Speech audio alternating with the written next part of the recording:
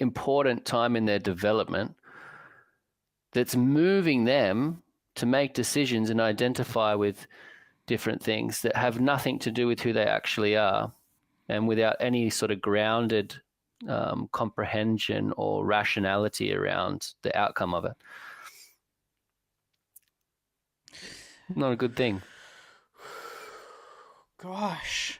And you know what? I think it can get worse because, especially when you're young, and especially with the fast-paced entertainment industry and entertainment consumption that we have nowadays, like this boy who like Venom now probably won't like Venom like in 3 months later, or 5 or 6, or maybe in a few weeks, because like especially when you're young, like the things that you like are changing all the time. Gosh. Yeah. Yeah. We did research on that last year. We ran surveys to see. Almost regretted it immediately. It was like within the first day to week. Mm. Oh, Mark, are you there? Yeah. I Yeah. think we lost I'm connection for still a here, buddy. second. I'm sorry. I think we lost connection, but we're back. We're back.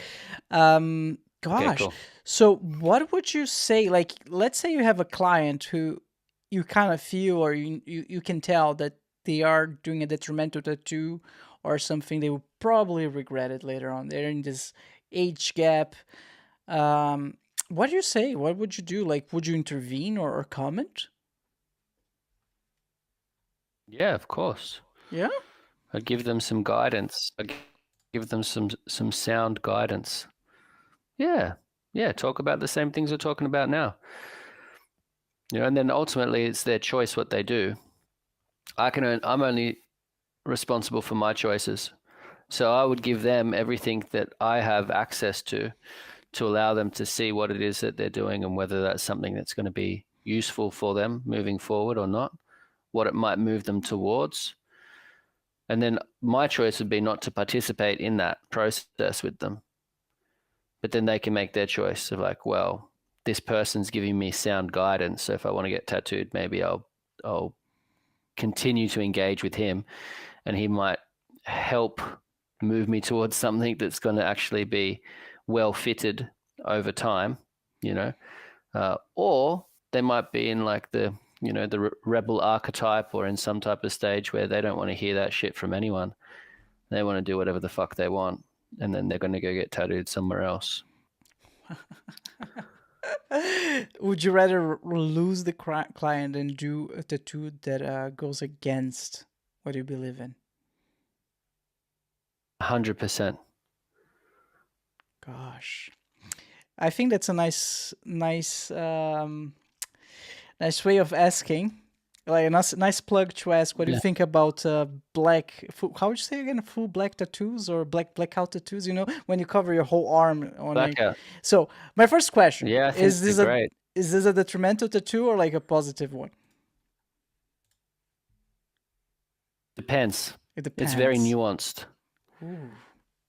Yeah, it depends. So it can be detrimental, or it can be positive. So the first thing to consider with a big blackout is whether it's covering old tattoos or not. A lot of the time it's the last resort, Someone's covering up tattoos. This is a good example of what we're talking about. When we had our case study before, we said someone who's a biker sort of has a change in direction in their life. So like, let's say their arm's covered in all of these old tattoos from the past and they want to get rid of them. They might go like, well, there's nothing else I can do except get my whole arm colored in black. Okay. The other option is they could get laser. It'll never be the same, but it's another path, I suppose, to changing what's there. The thing that makes it either positive or negative is, again, their intention. It's how they approach it. So one person could say, I don't like these old tattoos. I don't like the way they represent me. I hate that version of myself. There could be a lot of resentment towards the old version of themselves, and they get their arm colored in black. That's not a good thing to do, because you're sort of running away. You're trying to hide something that you haven't processed. So you're not really getting rid of it. You're just putting something over the top of it, and it's still there, right? The analogy I use is like you're wrapping this old version of yourself in plastic and burying it in the ground, okay? It's still there. You know that it's there in the backyard. You've got this body in the backyard that you're hiding. You're guilty, right? It's not going anywhere. You've just buried it deeper. The way that you can get a black tattoo done like that that's positive is you reflect on all of the tattoos. You acknowledge what's happened in a real respectful way. You got to have this reflection that is trying to balance who you are. So you need to see and sort of have resolve around the things that don't feel right. So why do I not feel good about those points in time and that version of myself? And there's an equation that needs to take place there, you know?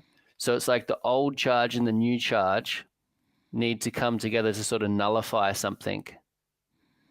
Yeah. And if you're then covering that stuff, it's like burying that body, that old self in the backyard, but it's not wrapped in plastic. And so it's going to break down or, decompose and provide nutrients. So it's an energetic thing. Visually, it looks exactly the same. Energetically, those two different ways of getting tattooed will result in a very different feeling and different trajectory for the person getting tattooed. One person will feel like they're hiding something because they haven't processed it, and they'll still be holding the old memories and the old charge. They're just trying to pretend it never happened.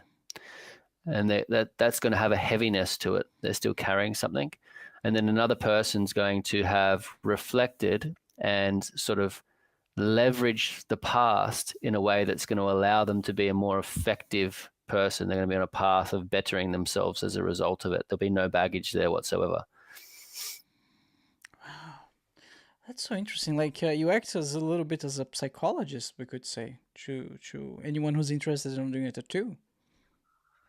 Yeah, tattoo psychology. It's definitely an area of interest. What would you say? I think I can guess the answer by now, but you tell me. What would you say for someone who is looking for to do their first ever tattoo with you?